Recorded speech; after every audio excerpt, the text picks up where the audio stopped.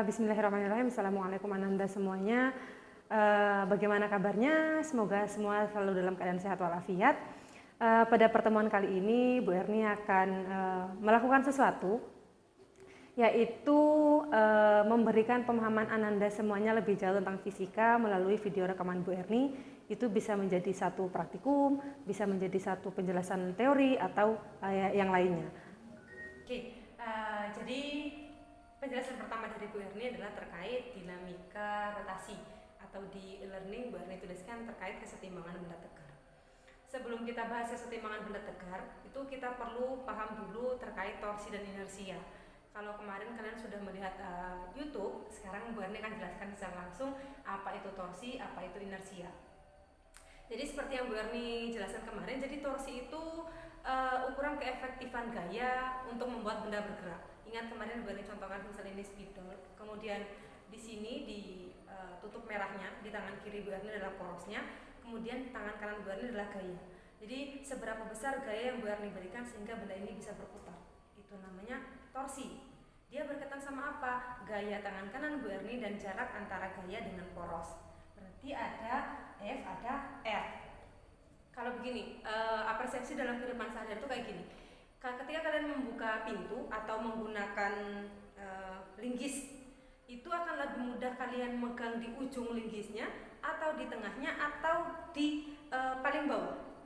Nah, kalau misalkan kalian merasa di ujungnya paling mudah, berarti itu berlaku torsi. Ya, oke. Sekarang kita jelaskan konsep torsi itu seperti apa. Jadi kalau bisa dilihat dari gaya, dari gambar ini ada batang, kemudian ada porosnya di sini, kemudian diberi gaya. Setelah dia bergerak, setelah dia diberi gaya, dia akan bergerak ke atas. Otomatis di sini akan membentuk sudut antara poros dengan sumbu awalnya. Jadi di sini Bu Erni tuliskan ada cos theta dan sin theta. Karena dia bergerak ke atas, maka dia akan berlaku sin theta. Maka jika di soal kalian ketemui atau gayanya ternyata miring, maka akan berlaku FR sin theta. Tapi jika gayanya hanya lurus biasa seperti ini, maka akan berlaku F kali R, torsi sama dengan F kali R, di mana F itu gaya, R itu adalah jarak, satuannya meter. Kemudian yang kedua adalah inersia. Inersia itu kemarin yang Bu Erni bilang adalah hasil kali antara massa dikalikan kuadran jarak, yang ini. Jadi inersia ini rumus umumnya hanya emang M kali R kuadrat. Tapi Bu, bagaimana jika bendanya berbeda? Contoh misal jika dia bola pejal, maka akan berlaku 2/5 mr kuadrat. Atau misal dia silinder pejal, maka akan berlaku 1/12. Itu bisa kalian dapatkan di file materi yang Bu Erni input, yang Bu Erni submit di e-learning. Jadi nanti bisa di-download, bisa dipelajari sendiri. Lalu yang ketiga adalah bagaimana hubungan antara torsi dan inersia. Itu dijelaskan melalui torsi sama dengan inersia kalikan alfa. Jadi nanti akan ada percepatan sudut. Oke. Karena tadi sudah Bu Erni jelaskan konsepnya, sekarang Bu Erni jelaskan contoh soalnya biar lebih paham ya. Yang pertama kita bahas contoh soal torsi. Jadi ini ada sebuah batang, kemudian ada 4 gaya. Ada gaya F1, gaya F2, F3, F4. Nah, di sini perbedaannya lihat, F1 dia bergerak ke bawah, kemudian F2 ke atas, F3 ke bawah, F4 kanan tapi miring, membentuk sudut. Ingat, jika dia membentuk sudut maka akan berlaku sin atau cos. Oke. Jadi sekarang kita langsung bahas. Pertanyaannya adalah tentukanlah torsi pada poros C. Berarti porosnya di sini. Porosnya di sini ya, poros di C. Oke. Karena tadi torsi sama dengan F kali R dan tadi hanya satu gaya, maka hanya berlaku F kali R. Namun bagaimana jika gayanya lebih dari satu? Maka dia akan berlaku sigma. Sigma torsi sama dengan sigma F kali R. Mana ada F1, F2, F3, F4. Sekarang aturan yang perlu kita sepakati bersama, di torsi itu kan dia merupakan besaran vektor, berarti dia punya arah. Otomatis kita harus menentukan arahnya berlawanan arah jarum jam atau searah dengan jarum jam. Jika dia searah dengan jarum jam, maka dia akan bernilai positif, tapi jika dia berlawan arah, maka dia akan bernilai negatif. Sekarang kita tentukan arah untuk F1-nya dulu. F1 itu dia diputer searah ini. Saya pakai pulpen merah aja biar terlihat. Dia diputar seperti ini. Berarti kalau misalnya ini ibaratnya batang itu, maka terus dia didorong ke bawah. Ya, didorong seperti ini. Berarti dia bergerak berlawanan arah jarum jam. Makanya di sini Bu Erni tulis minus. Sini ya, min. Oke, yang kedua ada F2, dia bergerak atas. Kalian coba aja kalau memang bingung. Ada F2 terus didorong. Seret. Dia searah jarum jam atau berlawan arah jarum jam? Dia searah, makanya dia di sini bernilai positif. Oke, kemudian kita langsung ke F3. F3 ternyata lokasinya pas di titik C. Ingat, torsi itu akan berlaku jika dia punya gaya dan dia punya jarak itu tadi.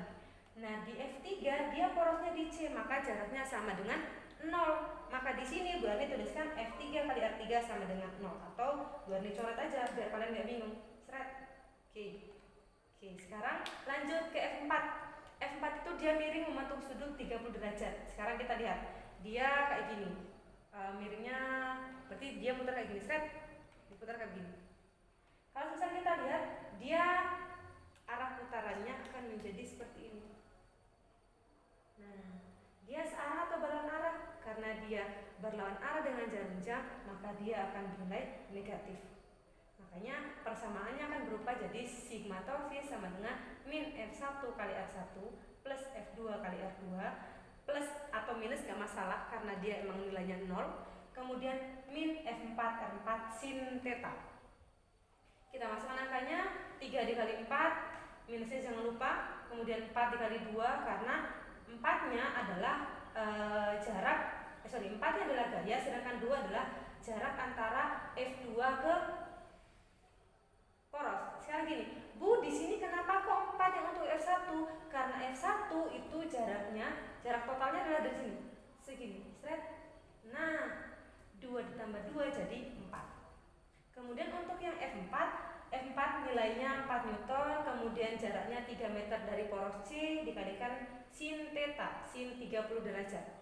Maka kita olah matematika biasa, 3 kali 4, 12, 4 kali 2, 8, kemudian ditambah dengan 0, dikurangi 4 kali 3, 12, sin 30 setengah, Bu Erni coret, ketemu 6. Maka min 12 plus 8, min 6, sama dengan min 10 Newton meter.